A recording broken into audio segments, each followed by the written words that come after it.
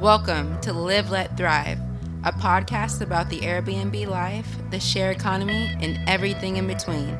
Here are your hosts, Micah and Steve. Hello, and welcome back to your favorite short-term, midterm, long-term rental podcast in the world, Live, Let Thrive, coming at you from Fort Worth, Texas, and we have a great episode for you guys today. We got the queen herself, Teonna Dorsey, joining us. Did I say it right? Did I screw it up? Yes. Oh, I said it right. Oh, cool. It's been a long day, Teonna, and I'm just so happy to have you on. Like I said, everybody, y'all been listening to us for a while, and y'all know Teonna. She does everything. She's a short-term rental accountant. She does turo, Lyft, all the stuff with the cars, short-term rentals. She knows it all. So I'll go ahead and I read the thing last time. So let's just dive into it. Teonna, how you doing? I am good, Steve. How are you? Yeah, I'm just it's been a crazy day. You know, it's funny. I have little girls at my house, my 4-year-old and 6-year-old, and so I was playing with them earlier today, and they said, "Okay, you're chasing around like I'm the monster," and then I go chasing this way, that way. She goes, "Okay, you lay on the bed, and then we're gonna pretend to not find you or whatever it was the game was." As soon as I laid down, I was out. Y'all don't tell me to lay down. I'm a pass out. I'm at that. You left them hanging. I'm at that age. Y'all don't tell daddy to lay down because he ain't getting back up. Uh, so yes, Teonna, how about you tell us a little bit something about yourself? What are you? Who are you? What do you do? How do you do it? Yeah, go into it, Teonna. Sure. So I am located in Atlanta, and I have been an accountant for the last 18 years, 18, 19 years. And um, I am a real estate agent. I've done that for the last 7 years or so. I started with that and got into doing corporate housing. I have a couple units with that. And then from there, I went on to having some rental cars, which I primarily do on hire car. And I dabbled a little bit with Turo, but definitely like hire car, like the longer term rentals. And then with the corporate housing, I chose that over the short term. I did a little bit of short term with the timeshares for a while, which that was good while it was good. And then it wasn't when it wasn't. But yeah, I prefer 30-day plus all the way. I love 30-day plus too. I'll tell you a little story. So someone I know, they wanted to like have a little birthday party, get together at one of my houses, right? And I'm like, okay, well, what day is it? What are we gonna do here? Yeah, it's 2 weeks from now on a Saturday. And I'm like, okay. My house is I built, it's hard to explain to people. I know they do short term there too. But my houses are built for corporate. I can't close off a Saturday 2 weeks away and then miss miss a Right. possible 3-month booking. You know what I'm saying? So I couldn't put me in a weird spot. If it's this week on a Wednesday and I got nothing booked or nothing, okay, I could I could help someone out. But it just gets to the point where business is business and I want corporate bookings. I don't want Airbnb. I only do Airbnb short-term rental bookings if I have to, but I want Right. these big fat 3 month, 6 month, 9 month, 12-month bookings. I don't want the little pitter patter anymore. You know what I'm saying? Yeah, absolutely. Because like for me, for the past 2 years, I've only done 12 months. I've been working primarily with construction workers and travel nurses, and the companies are paying them. So the construction company is paying for the guests, and the travel nurse agency is paying for the nurses. So what happens is it creates kind of like a waiting list. So I don't have to experience vacancies because, like, for a nurse, if they're only going to be there for 3 months, that's fine. But another nurse is coming in right behind them since I'm dealing directly with the agency. So that works out for me to where the agency is on the 12-month lease versus the actual guest. And thank God they are signing the corporate letter of responsibility. Their credit card is on file. So they are responsible for everything when it comes to those units. I love that. I love that. You're gonna get your money no matter what. Absolutely. And it is helpful for them because luckily for me, where my units are located, the hospital is doing construction, and they've been doing construction for the last couple of years, and it's supposed to go through 2026. So they have a lot of stuff going on, and I'm the closest to that location. So it's convenient for everybody. And they really didn't like the hotels because I had one guy who was had been staying in a hotel for like a year and a half. So he was excited to get into an apartment and to be close as well. He was Nice, able to bring nice. his family with him, and they've been there over a year. Same guy. That's awesome. That's awesome. So the construction, and how did you link up with the construction people? Honestly, they reached out to me through my Google listing. I put my business on Google My Business. And what happens is after you get a couple of reviews on Google, they just start sending people your way. Because I don't pay for advertising or anything. And I get calls every day.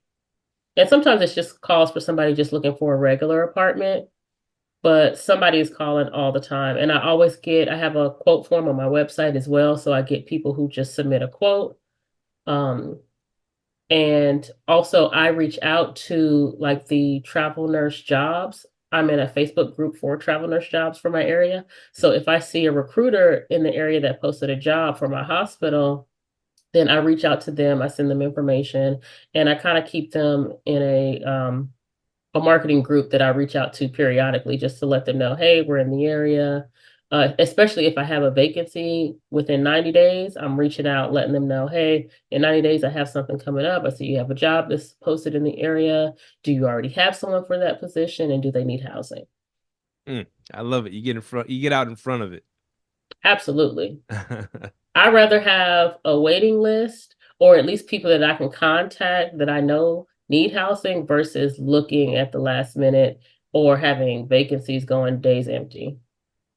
You know what I've discovered, and I've hosted, especially during COVID, a bunch of travel nurses, stuff like that, and then got into other corporate stays, and then real heavy on the insurance now, right? We're doing Yeah. I love the insurance bookings. Families, need a place to stay while their houses, fire, flood, whatever they got going on. They need it repaired, so they need a place to stay for a few months, 3, 6, 9 months, whatever it is. Fires longer, but what I've discovered is even if like let's say you got like a 3 month booking, and of course they always want to give either 15 days notice or 30 days notice to extend, right? So even if it's coming up on the last month, you haven't heard from them, you send it out, hey, you can extend, I don't know, we don't know, blah blah blah. Okay, all right, so I'm gonna start looking to get the other side filled. And so what happens, because I'll start getting, the last month I'll start getting inquiries for, hey, you got anything? And I'm like, okay, well, these guests are leaving on the 1st. When do your guests want to leave in? Oh, they want to move in, whatever, 15, 20, whatever it is, right? So I'll be Yeah. like, okay, there's a gap there, but it's still big money, so whatever. I have to fill it with short-term rentals. What's happening, I'll have that big gap sometimes, 15, 20 days. But then the people that are already there, they end up, okay, we need to extend now. I was like, well, we got somebody moving in on the 20th. Oh, okay. Can we extend to the 20th? So it ends up like filling in by itself, and that's the coolest Yeah. thing ever. Another way to handle a gap like that is to partner with hotels too. Extended stays. Ooh. Yeah, so you can get as a business, you can go and get a corporate rate for your business. So when you have instances like that, and I would have told the new guest, unfortunately, the guest that's there has decided to extend. However, we do have a smaller option. And of course, you want to make sure you get the best rate at the hotel so it still makes sense. And usually you can get it to be comparable to what you're charging for the long-term stay and put them there. And then that way, when the person who's in the apartment moves out, then you slide them right on in. Wow, I never heard that one. I've heard a lot of them, but I haven't heard the partnering with extended stay hotels. I thought hotels were our enemies. We're not supposed to partner with them. Oh no, because I partner with them too. Like if I'm doing, because I also do like government bids, and that's who you have to go through for lodging. You have to partner with the hotel, so they'll work with you. And the good thing is, if you get a corporate rate, usually that'll extend to all their locations, so they'll honor that same rate. And the guests will like it because a lot of people that stay at the extended stay hotels, they got hot cars and they don't want the cops going around the parking lot checking license plates. So hey, I got a garage, And, man. We can hide it there. and you have to pick and choose which ones you partner with I'm too. just kidding. Kind of, sort of. Oh man. But yeah, you find the ones that are really good in your area that offer the best amenities that are actually clean and, up to par with the type of business that you're running. And yeah, partner with them and let them know what you're doing because they'll be happy. They'll be excited about it. Nice, nice. So are you still a real estate agent? I'm inactive right now. I'm focusing more on the corporate housing stuff and accounting. We just ended tax season. That was busy. So I kind of shifted my focus because I realized a lot of people that are getting into business, it's like, key number one is, can we make money?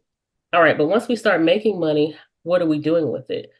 How is our business doing? What's the back office stuff? So that's kind of my specialty, getting SOPs in place, organization, processes, procedures, and of course, accounting. I'm a QuickBooks Pro advisor, and I specialize in setting up QuickBooks, getting you started, as well as monthly bookkeeping or quarterly, depending on how big your business is.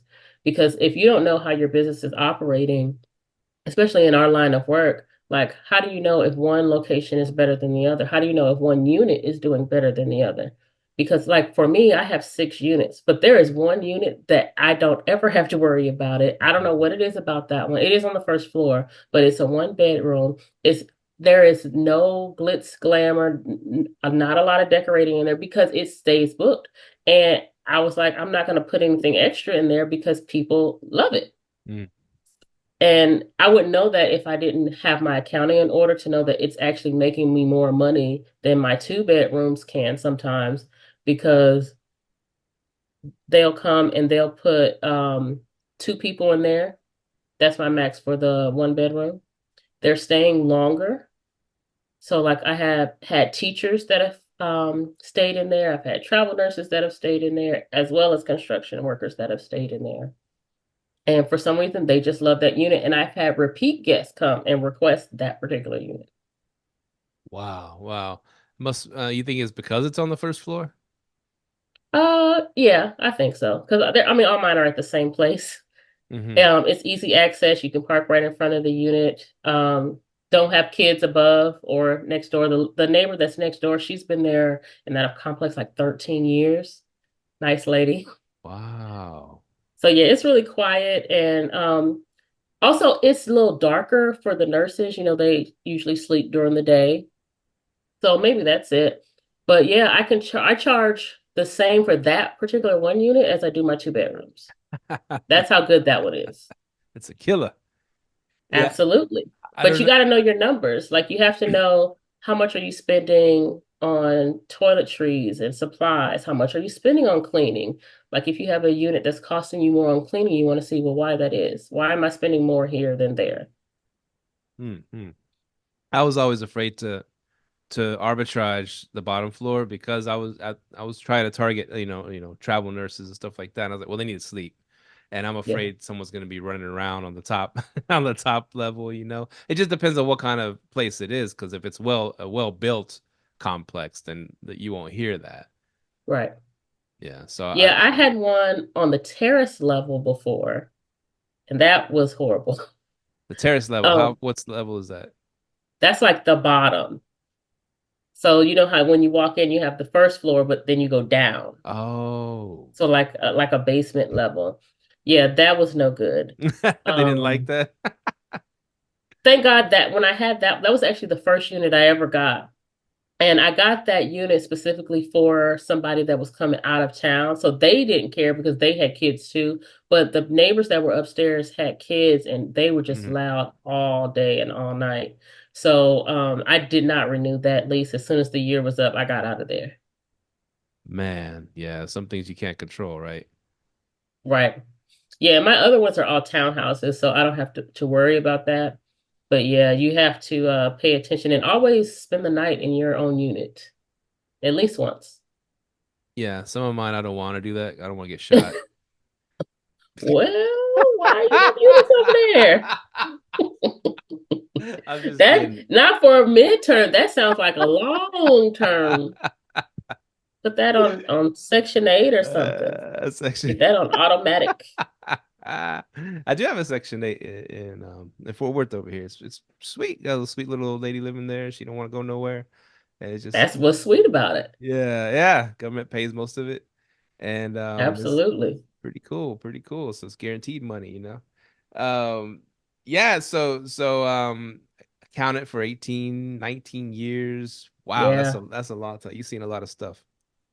I have. Yeah, this tax season has been my best tax season so far. Definitely a lot of businesses and a lot of new businesses. We were pushing, like I was filing taxes pretty much until 11 p.m. on the 15th. But it's okay. It wasn't that bad. Like out of the whole tax season, I probably worked 2 weekends this year. Okay. Yeah, we actually did a podcast together on the 15th, but it kind of it got lost. It got lost. It didn't hit the Lost in the sauce. record. Record. What happened? See, there was like this AI thing, right? That Micah had added to the podcast a while back. And that thing asked us, "Hey, recording in progress." Me and you both hit, yeah, recording in progress. But you have to hit the Zoom recording in progress Oh, or okay. recording button. Otherwise, it's just going to be that thing that takes notes and kind of does a video, but the video was it didn't come out good. It was bad. But I thought I could save it, but I didn't save it. But anyways, we're making up for that today, talking some good stuff for y'all. So Absolutely. do you own any properties? No, just my primary home. I don't own any investment properties. Okay, you trying to get into that to buy some investment properties? Yes, actually, I want to start purchasing property for investments. Not sure what I'm going to do, whether it's going to be long term or midterm or whatever, but I definitely want to buy. And I also want to buy multifamily as well. Nice, nice. I was gonna ask you because you're an accountant. Do you know anything about they might extend out the bonus depreciation thing? You know, that was a sweet deal back in, you bought a house and then if people don't know, yeah, you go look it up, but go Google it. But usually you can depreciate a house over 27 and a half years, right? Mhm. And so that helps counterbalance the rent you're getting paid. So it kind of makes it, kind of squashes that a little bit. It's a good thing. You can claim depreciation, but with the bonus depreciation, you can claim it all up front on the first year. And if you're a real estate professional, then you can claim even more. So that was like 100% deal. They were doing 100% bonus depreciation this past few years, which, man, I mean, you're getting a nice chunk back from Uncle Sam. Um, Absolutely. but they said they were going to start scaling that down. Now there's murmurings about they're going to extend it out. Do you know anything about that? No, every year at the end of the year, they have the meeting and they decide what they're going to keep, what they're not. So every year we're just waiting for the new tax laws to come out to see what they're going to extend. But I feel like they're at least going to extend it the next 2 years. Oh, nice. Um, just from what I've heard, but we'll see come December what they decide. But I feel like they're going to extend it because they're also trying to push out that home buyer credit thing that they've been talking about since we've been in this Joe Biden era. Yeah. They're still trying to push that out. So we'll see, especially with the election year coming up. He's trying to get everything out now in case, he's not here. So we'll see. Because Man. that would be sweet. Because if you could combine both of those together, because I think they were talking about like 15,000, Mm. like kind of what they did back in 08, where they were giving like 8,000 per person. Mhm. Yeah, we Yeah, I need got that. that. I got that money I when I got bought that my too. first house. It was nice. Yeah. It was Yeah. it, it was really good because you could combine it with other things. You can still get down payment assistance or anything and combine that together. So that's a sweet deal. So I hope they push that through. Yeah, because it was like $8,000 for me. I Mhm. got a check from the government for $8,000 for buying a house that year, and the house was like $80,000. So that's a big chunk. Now houses are Yeah. like 400, $500,000. So you throwing 10,000 at me, Yeah. like it's gonna help a Yeah, little that's bit. what after COVID, that's what has been keeping me from purchasing another investment property. It's like the interest rates started going up and then the property value started skyrocketing, you know. Yeah, it was a So mess. finding a deal has gotten harder, but it's definitely on my list. I would love to be able to do that by the end of 2024, at least one. Yeah, load up on one. That's cool. It's a lot of benefits to real estate, of course. So hire car. You're still doing hire car. Can you explain what that is to our guests, to our I'm listeners? actually no longer on the platform. Oh, They merged with Get Around, and I have had a renter who has been in one of my cars for like the last year and a half. And what I did, I just took her off the platform. Like at that point, it's just steady income. And then my other cars, honestly, all of them got wrecked. mm.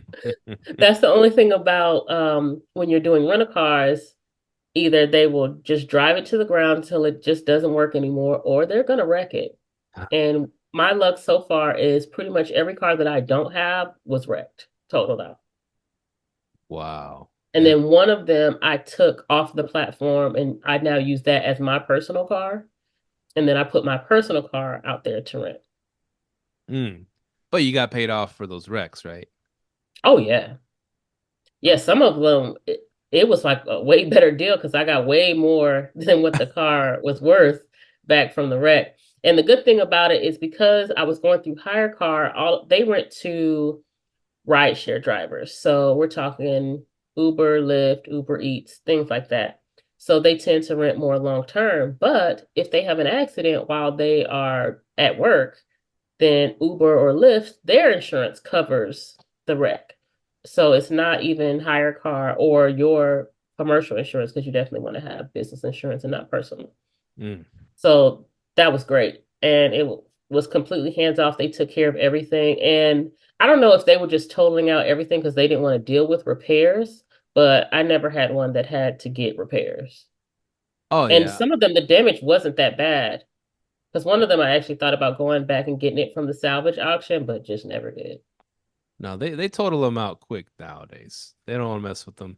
It costs too much to get them fixed or whatever, so they just total even little fender benders sometimes. It hits something in the wrong in the inside in the wrong way, and it's totaled. It's totaled. Yeah, because one of them only had like bumper damage, and it wasn't even the hood wasn't messed up, anything. It was totally the bumper, and they totaled it out. Damn. Which I was fine with because when I started, I had older cars.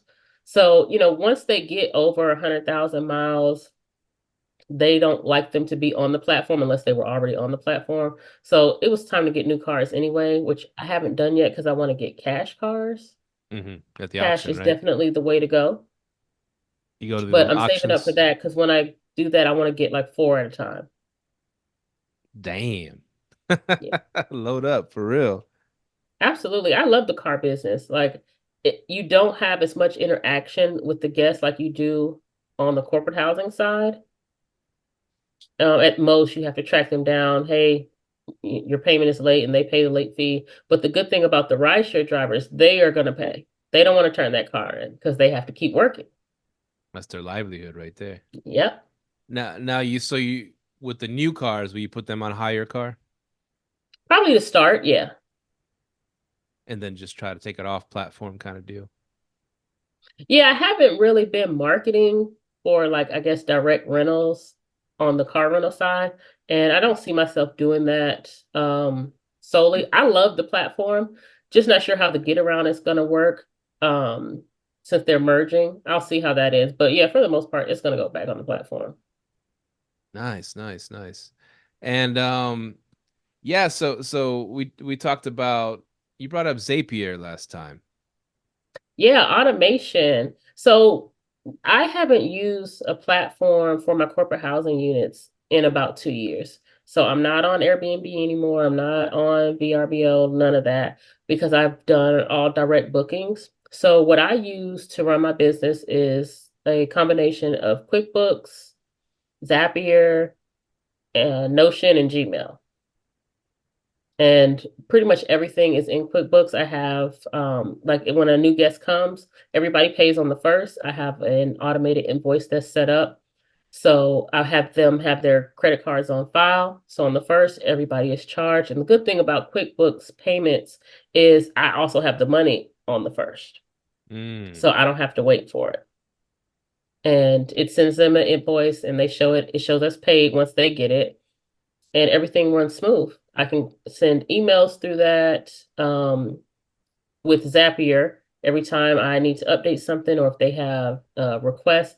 Like I do change pillows every guest. I change pillows and different things like that, just because they're staying 30 days plus. The pillows are gone. They're gone. Just throw them out, buy new ones. And see, that's stuff that you have to be comfortable with, replacing, things that have high usage, even couch pillows, getting covers for things, pillow covers, sheet protectors, mattress protectors, all that stuff. Replace that stuff. Get rid of it. If it's been on there 6 months, get rid of it. Get rid of it. So yeah, I funny. love automation. As much as I can be hands off, if when an inquiry comes in, they're automatically getting an email, just the same as you would, on a platform. Same way. It's just my way. Because I couldn't find a platform that I could use that was solely based on direct. All of them that I saw, like you had to at least have an Airbnb listing for it to pull in the data. And once I got off of Airbnb, there were no options for me. So I just decided to do it on my own. See, that part is fascinating to me. You got off Airbnb altogether. Yeah. Yeah. And why'd you do that? Because I stayed booked. At first, I was snoozing my listings, and then I took them down for a while. And it's like an automatic thing where you set, oh, you want to take them down for like 6 months. And I did the 6 months, and then I did the year. And after that, the year, I was like, well, I'm just going to unlist it because I'm staying booked. I don't have a need for it. Plus, with all the changes that were going on with Airbnb, I didn't want to get involved in that. I like having as much control as possible because it's already with doing arbitrage, you already are giving away control with certain things. So I wanted to take back as much as I could as far as payments, negotiating deals and things, discounts if I needed to. Like sometimes if a guest is going to stay 6 months or more, yeah, I'm going to give them a bigger discount because they're going to be here. Yeah, I'm going to ask them, do they want groceries to be there when they check in and do, special things like that, and wine and champagne. And, it allows me to do that and really take ownership and cater to my guests to keep them coming back. It's funny now. It's like Airbnb, it seems like the pendulum swung all the way back to they're on the side of the guest 100%, right? Over us, even though it's our damn house. And so they have a thing now where they'll call someone from Airbnb. If there's a situation, guest wants to leave early, then they'll start making up some BS to get out of it and all this stuff. And Airbnb will call you, hey, you need to let this guest out, cut off their stay early and this and that. And like, okay, why? He goes, well, because they give you the reasons. He goes, it just be nice if you just let them get out of the thing early.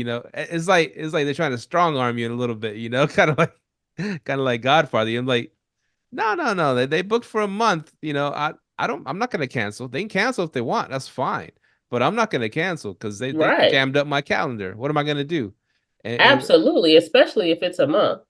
Yeah, or whatever it was, but yeah, they have a thing now where they're trying to be on the guest side. You need to cancel. You need to cancel. You need to, no, this is my place. This ain't y'all's place, man. And they get Especially if confused. it's already past check-in. Now, past check-in, it's something different. Now, before check-in, I don't care. Go ahead, you can go. But if we're past check-in, yeah, no, no, It's you funny too. cancel because why are you leaving? Was there something wrong? If it is something wrong, we can fix that. Mm-hmm. They'll make up stuff. They'll start making up stuff. Yeah, now those, if they are crazy, like I've had a lady who came, she took pictures, she opened the dishwasher and she took a picture of like, the top part of the dishwasher, like right when you first open it, that has the little seal on it. Mm-hmm. It was dirty right there. The inside of the dishwasher was clean, everything was clean, but right there was dirty. And she pitched a fit, but she didn't want to leave. She wanted a discount. And I'm like, no, you can leave and I'll give you your money back, but I'm not giving you a discount. Mm-hmm. So she ended up staying, and that was like my first 1-star review. And Airbnb refused to remove the review, which I was pissed about that. But yeah, so guests like that, like if they're troublemakers, I would rather give them their money back than have them stay in my house and either leave me a bad review or mess up my house. But once we're past checkout, like unless it's something majorly wrong, why are you leaving? Yeah, Like I yeah. make sure I update all my pictures, so it looks the same because I do change decor and stuff like that, of course. But aside from it being disgusting, what's the reason? hmm And it's funny because they once like I said, we do a lot of direct bookings now because because we're doing the midterm rentals. But once it's funny because when there's no Airbnb involved, it seems, I mean, yeah, you get some nitpicky and asking about this. Oh yeah, we'll send a cleaner to handle that, whatever. They're nicer. Whereas if they know Absolutely. Airbnb's got their back, they can start telling us a bunch of stuff and kind of start threatening, not threatening us. Hey, you better, Because they know the get, game. Like, they know the there's game. Facebook groups that tell you, hey, this is what you do so you can get a free stay, or this is what you do to get your money back. And it works. It works. It absolutely works. So yeah, that's another reason why I love direct bookings because they're just normal people, it seems like. They're not out to game you. And because they know you have their credit card number. Right, right, right.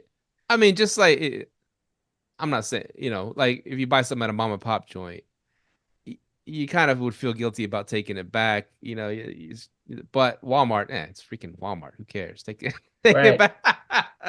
That's what they feel when they book through Airbnb. Oh, this isn't Airbnb. No, this is my house. It's not an Airbnb. It's my freaking house. All right.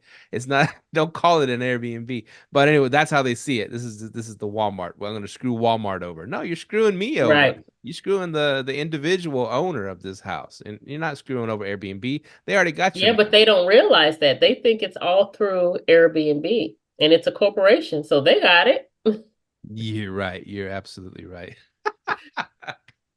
Yeah, Man, Airbnb is definitely interesting. Like honestly, for the last couple of years, I've only been an Airbnb guest. Like just this past weekend, we went to LA to celebrate my dad's birthday and we stayed at an Airbnb. Great house, great host. We'll definitely stay there again. But very far and few between. I've noticed going to different areas in different states, it is very different. oh yeah. Yeah, it's Very it's different. it's very different. The what else was gonna? Oh, I was gonna bring up the sheets earlier because that was funny when you brought up the sheets. You're like, yeah, I'll switch out whatever and switch out the Yeah. pillows, but I still have. And it's funny because like I said, we get like a 6 months booking for like over $6,000. And then my cleaner, when they do the cleaning, oh, these sheets are this, they're staying in, they start going crazy. I'm like, just switch them out.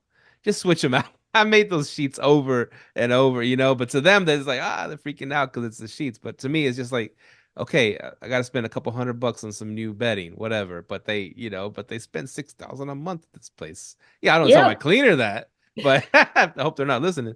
But The key to that is creating what I call a stockpile room or a little small warehouse. Catch stuff on sale. When it's time for college students to go back to school, get the sheets. Get all the sheets. I still shop at the Habitat for Humanity Restore. But they only have white. I tend to shy away from the white, except the towels. I like to buy the bedding sets, just the whole bed in the bag type situation. And you can get really good deals. And if I see a good deal, I'm buying 10 sets because I'm going to put them in my storage unit. I have shelves and everything like that. Put it in there. When you see those pillows at Costco or Sam's Club, those hotel quality pillows on sale, buy the whole carton. Get the whole thing. Spend the $200, get you 20 pillows, do it. it's worth Because it. it Yeah. makes a difference. Oh yeah, yeah. Just swap them out. Hey, just go get some new stuff on there. Just stop by. Listen, my cleaners, they know if we're out of stock, stop by the stockpile, get it, and go about your business. Mm, that's it right Yeah, there. because sheets are not like, no. Let them come to a new place when they check in, new pillows, new sheets, new comforter. Now, if it's just 30 days, not so much. But yeah, if they're staying even 60 days plus, change it. It's worth it. Mm, nice, nice. So how do you set up your midterm rentals to like maximize for, the catering to your midterm clients as opposed to like a short-term rental client? Definitely make it feel like home. Coffee makers, air fryers, good pots and pans. Don't get the cheap stuff. Because the cheap stuff will burn out in a couple months. You want to get the good stuff. Spend a couple $100. Not a couple hundred. Spend $100. Not But too get the good crazy. stuff. Get Yeah. the baking dishes, the mixing bowls. And all this you're not going to get all at one time, of course. But even as they're there, add stuff to it while they're there. Because I've had guests say, "Oh, well, I need a bigger pot or a bigger this," kind of anticipate their needs and provide it. Mm. Also, have the cleaners check to make sure all that stuff is still there after they check out, because those are things you don't really pay attention to. That's why I no longer do same day check out and check ins, because since they're staying longer, a lot of times I have to do like touch up paint or different things like that. Check to make sure we have everything. Number one thing that's always missing are remotes to the TVs. Hmm. Maybe an iron is gone. So you want to take the time to make sure that all the good stuff, all the amenities that you say are there are still there. Hmm. Add some more stuff. Don't be afraid to go to Goodwill and look at their appliances and different stuff like that, decor items, go to Burlington, Big Lots, stuff like that. Got some deals there. Also, definitely still blackout curtains are still a thing, especially for the nurses. Or even just shades, the pull down shades to darken the room, throw blankets on the couches, and always put extra blankets, extra sheet sets in the unit. They're not going to always want to wash as often as maybe they should, but put a couple sets in there, fill them up on towels. There can never be too many towels, because some people like wash every week, some people don't. So you don't want them to feel pressure because there's only one of everything that they have to keep washing. But also, you put laundry detergent in there, a starter set, not nothing big and crazy, but enough to get them through 4 or 5 loads. Nice, nice. That sounds cool. Some practical advice from Teonna. Yeah, and then the grocery shopping thing, like with Instacart and all that, that's like a no-brainer. And stuff just like bread, milk, eggs, water. Basics. Yeah, the basics. No meat, no freezer stuff, just basics. So now, do you use for your TVs? Do you use Roku TV? Absolutely. Yeah, it's the best and the simplest. You could buy like 10 of those remotes for like $20 and keep them in the supply closet. Ah, Hmm. it's so awesome. Yeah, and for if they're doing like 30 days, I used to have on the guest feature, so they would sign in so that they could sign into all their stuff, and then when they check out, it automatically signs them out. But I stopped using it because I was having guests that were staying longer, and it was just annoying for them to have to keep doing that. But I still like that feature because you have all your TVs set up on your account. You can still see all of them listed where you have them listed, because I do name them by unit and then the room that they're in and all that good stuff. So that Nice. was a feature that I loved, but it works more on short term than longer term. Yeah, you're the second person I heard about the guest feature on the Roku, so I'm gonna try Oh that. yeah. I'm Because you gonna, can put, I love that you can put, welcome to or just rentals. I yeah, love that you're branding, and it doesn't get any better than that.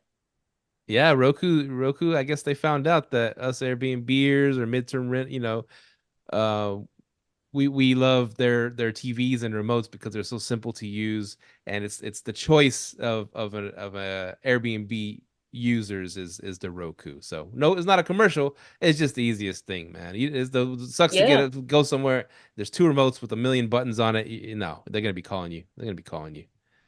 And it's easier for the guests, especially if you have, like, with dealing with insurance, I find that my guests are older, and they don't know about all the streaming stuff, but they know like they have DirecTV at home, or they have AT&T, cable at home, or they have Comcast. So what Roku allows is for them to sign in to their home service, through the Roku. So I make sure that just standard on all the TVs I have the DirecTV app, I have the Spectrum app, Xfinity, all that stuff, so that they can watch what they're used to. And then, of course, for all of, everybody else, Netflix and Hulu and all that good stuff. Put an antenna on your TV because they're going to ask about watching some local sports. And so with an antenna, you catch all that local sports, local news, all that stuff. You can do it on Roku TV. They do have Roku TV, but it helps if you have an antenna because it'll get more channels for them. Really? Yeah. I put antennas on all of them now. And like $10 antenna, you just hook it straight in, and then you scan for more channels, and it'll get all the channels. I didn't even know these TVs could take antenna. Oh yeah, I know, right? They can, for real. Well, I Teonna, would definitely look into that. Thank you so much for hopping on for this show, for this redo. The other show was amazing. This show's amazing. You're always amazing. Where can people reach out to you and chat? You can find me on Instagram at Your Virtual Bookkeeper, as well as Teonna the Boss, and on TikTok, Teonna the Boss, and email info@yourvirtualbookkeeper.net. Yeah, get those Airbnbs or those midterm rentals, all the accounting right on them, because it's going to save you a lot of headaches and save you a lot of tax dollars spending later on. Absolutely. Get with Teonna. And I have a chart of accounts for midterm rental and short-term rentals on my page. Check it out. It's free. I'm going to link up with you. I'm going to go on there, hit your calendar. You have a Calendly? Yep, it's on there. I'm going to hit it up because I need some help on that end, big time, as we all do. So thank you, Teonna. And until next time you hop on, it's always a pleasure. And take care and good luck. Thanks, Steve. Have a good one. To LiveLetThrive out. Thank you for tuning in to this week's episode of Live, Let, Thrive. Be sure to tune in next week for all the latest in the world of Airbnb and all that entails. Bye-bye.